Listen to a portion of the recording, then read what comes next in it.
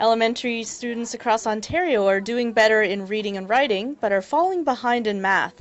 That's according to this year's Fraser Institute Elementary School report card, which ranks 3,030 schools based on data from the Education Quality and Accountability Office, otherwise known as EQAO.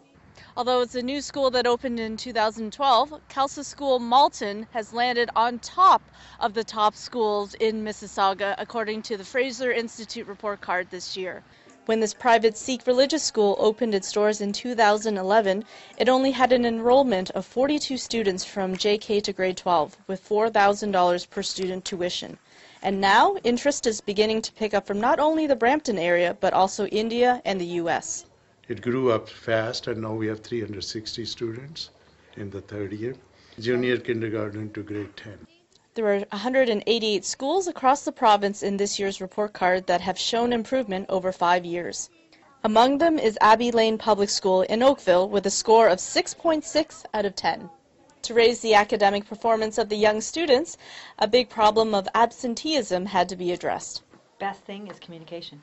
And that's how we get that's how you get changes, is by communicating the need for it, why it's important that they're here, and why we want them here. In York Region, experienced teachers who know how to get results within a Catholic setting is the success story to raise children's grades, says the principal of St. Vincent DePaul Catholic Elementary School in Markham.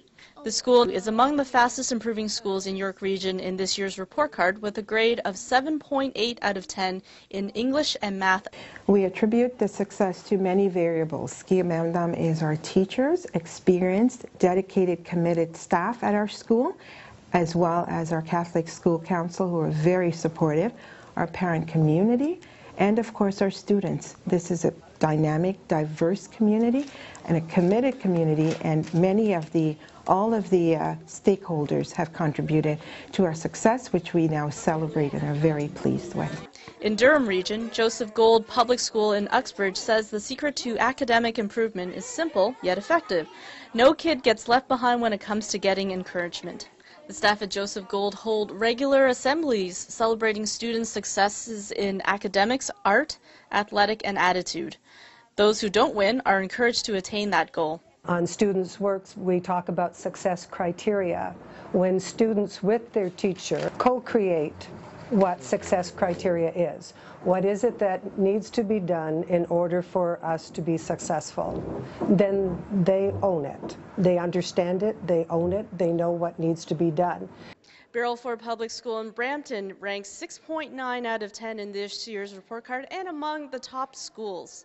One of the things that helps students in this new school, especially in the areas of math, is a 4-part problem-solving strategy. It helps kids break down a problem in a hands-on way, gets them to articulate it in a way that makes sense to them. Through this program, what we do is we have our BTA and our teachers working on developing the 7 habits, and so they go into the classrooms and they talk about the first habit being proactive, and they teach the kids about that, and they engage them in conversations and activities that reinforce what their understanding would be. And this then transfers back into their everyday life as they're learning, as well as in their homes. In Toronto, 2 schools are showing improvement. The first is Stella Maris Separate School, which is rising in the ranks of this year's report card, despite most students being new to Canada and English being their second language. The 405 elementary students at Stella Maris are 90% Portuguese, which is the language spoken in their homes, yet they are on the Fraser Report's fastest growing list for English and math with a grade of 6.8 out of 10. A quarter of our staff that does speak Portuguese, and that does help. Just in regards to, like, I'll give you an example. We have our high school applications, and a lot of the parents were having difficulty filling them out. So having that the language barrier gone does help the community. In the public board, Toronto's John G. Diefenbaker Public School has a score of 7.6 out of 10, a respectable increase from its average grade of 6.3 over the past 5 years. Teachers work with their students to develop learning goals and success criteria for learning skills and work habits, not only for literacy and numeracy, because we believe that if students have a good understanding and a good grasp and development of those skills that will impact positively in a good way on the literacy and the numeracy. For the Toronto Sun, I'm Jenny Ewan.